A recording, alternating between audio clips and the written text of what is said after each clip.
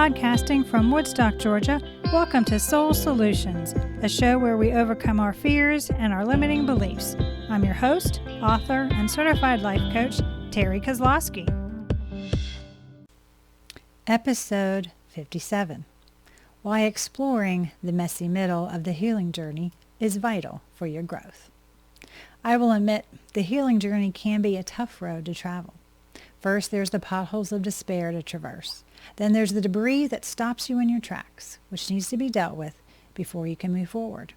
And if you don't deal with the rubble, it rots, and life stays smelly and unpleasant.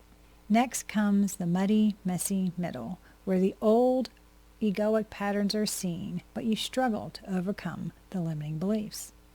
Although it's part of the process, no one wants to hear that statement. Growth, expansion, healing have some messy processes you must complete. There's no way around, just straight through. Just as the body develops, there are growing pains, so there are discomforts as you wade through the messy middle of the healing journey. But take solace in knowing that the speed you travel in the middle of this expedition is entirely up to you. The hardest part of the healing journey is already over. You are going down the path already. The middle part is about reframing. It's about altering your perspective, changing your mindset, and modifying the stories you tell yourself. As you walk through the middle, you also find wisdom. It's where you find your truth. Every part of life has a great beginning, a messy middle, and a fantastic finish. So how can you move through the messy middle of your healing journey quicker? Awareness is the key. As you are courageously going within to allow your authenticity to arise, the awareness you now have concerning your limiting beliefs clarifies how your egoic mind works. You now recognize when your ego tries to make you fearful. You know how to change your inner critic's messages into empowering statements for better self-talk. Through your awareness, you've been planting new seeds of positivity in your life. In addition, you've been setting personal boundaries as an act of self-care. You're seeing the generational patterns and behaviors and are working through on altering your conduct. There's recognition of how you react and respond to circumstances, and you're determining if they come from a place of fear or love. Awareness is also how you see when you make a misstep. Understanding that this is inevitable because you're learning a new skill set as you navigate the messy middle. You're changing the lenses through which you see life, and sometimes you forget to change the glasses that have been stuck on your nose. So be gentle with yourself. You'll remember to take off the gray lenses of fear and put on the lenses of love more often. It just takes practice. Therefore, don't compare yourself with others on their healing journey. Your inside isn't supposed to look like their outside. Instead, your goal should be to do better than you did yesterday. Trust the process and yourself to keep moving forward out of the messy middle. Have support during the messy middle process. Make sure you have some self-care practices in place that you can use to help you through the messy middle. For example, I found journaling an excellent way to release my emotions and clarify whether I was reacting out of fear or responding from a place of love. Find ways to ground yourself each morning so you positively begin the day. Find your tribe of people to support you. They are like-minded but are willing to challenge your thinking. Stay connected to others who are in different stages of their healing journey. This linking is so others who have gone through what you are dealing with now can support you, and you can help others who aren't as far along as you are on the path. When you are encouraged, it boasts your self-confidence. You can help others feel better about themselves in their messy middle. Although the egoic mind tries to keep you disconnected from others, it's a lie. Withdrawing from others only stagnates your growth and your healing. But authentic connections accelerate your speed down the path of restoration. Why? Because it provides nourishment you need to grow. Everyone needs those who encourage, accept, and love them as they authentically are. You are born with the need and the desire to connect with others authentically. Your brain is wired to do so. You reduce your suffering through your relationship with others. You can share and comfort one another as you traverse the messy middle together. Dealing with your mindset.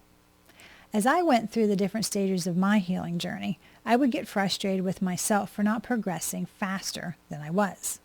I could see I was making progress, but I wanted things to move quicker and easier. Then I realized that that was an unrealistic expectation I had for myself.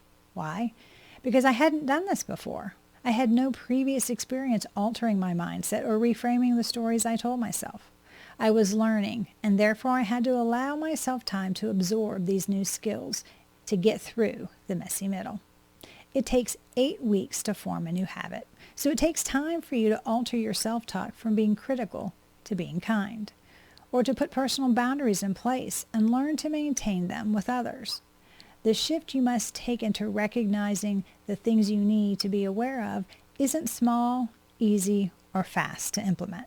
But when you believe you can, you have shifted from a fixed to a growth mindset. As any growth you go through means the end of an old way and the beginning of something new. So sit with what change means. Being mindful and aware of your entire experience serves as a reminder that you can move through the discomfort of the messy middle and come out on the other side. You're capable of more than you can imagine, and you can handle this growth process in your healing journey. The messy middle question. The question that keeps you in the messy middle the longest is why me? It causes you to wallow in an unhealthy monkey mind of scenarios that cause nothing but more anguish and suffering. Why me brings in shame, judgment, and blame, which keeps you in the past. It keeps you stuck looking behind you instead of living in the present moment. The minute I quit asking the why me question was the instant my healing journey hastened its pace. Why? Because when I recognized that no matter what answer was given, it would never satisfy me, I could let it go. Why me is the tool of the ego to keep you in a fearful state. The only question that moves us out of the past and into the present is, now what? What am I doing now to release my past so it no longer hurts me? Why am I allowing myself to tell a story that's disempowering? What lesson am I to learn? Now what am I going to do? Once you know the egoic mind wants you to stay stuck in the past, you can focus on where you want to go. Thus, the alternative question you ask yourself isn't about figuring out the past, but about consciously being aware of the choices to move forward out of the messy middle. Finding your truth. Focus on the process through the messy middle instead of the ultimate destination enables you to become your authentic self. The healing journey is just that, an adventure you must go through to uncover your buried authenticity. Masks, armor, defense mechanisms, and a fixed mindset have covered up who you generally are. Because the ego instills fear, you felt you needed to hide your true nature to be accepted. However, if you are wearing masks or taking on roles to fit in, you end up feeling alone and disconnected from others. The messy middle is where you remove all the coverings you put on when you're around others. You're not broken, and you don't need to be fixed. The healing journey isn't about brokenness. It's about recovering your authenticity that was fractured when you put on the disguises and shields to protect yourself. The truth is under those layers. To gain strength and resiliency, you have to go through the process of uncovering who you authentically are, what you like and dislike, who you are when you're alone. The more you trust your tribe and yourself, the easier it will be to remove the layers and get through the messy middle. Messy middle requires quiet time. For you to unearth your authentic self requires quiet alone time. Why? Because you must learn how to hear the whispers of your heart over the shrieking of the ego. As you go through the messy middle, you need to understand the difference between the soulful voice and the egoic utterance. Yes, this means having to be alone with yourself.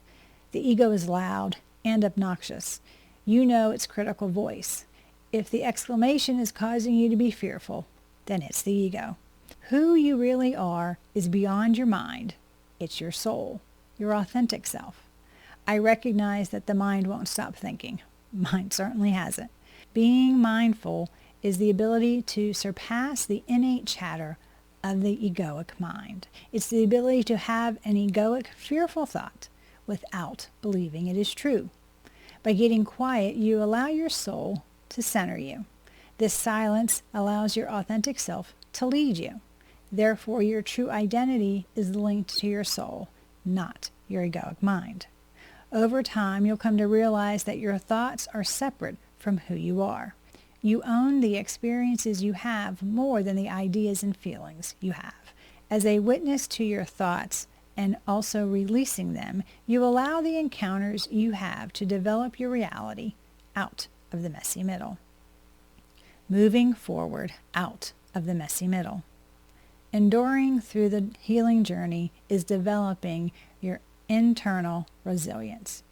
You need to appreciate that the missteps taken during the messy middle are those areas you need to reinforce. So the new mindsets, the kinder self-talk, the questions you ask yourself to take hold. The healing journey requires you to simmer in the messy middle so the authenticity you covered up with masks, armor, defense mechanisms can be removed. Maintain the awareness of your old behavior patterns so you can move through the messy middle quicker than I did. Do you need help on your healing journey? Take the bridge I built through the messy middle to help you get to the other side. Do you want a strategy to help you overcome the ego's limiting beliefs and live a successful life? If so, please reach out to me at terrykozlowski.com and we can put together an action plan for you to create the life you desire. If you want to discover how I went through my messy middle of my healing journey, you can do so by reading my book, Raven Transcending Fear. The link is in the show notes, or you can go to raventranscendingfear.com. Thanks for listening to Soul Solutions with Terry Kozlowski. If you'd like the show and want to learn more, check out terrykozlowski.com, where you can find the links to everything we talked about in this episode. Please subscribe to the show so you'll never miss an episode as we overcome our fears and our limiting beliefs.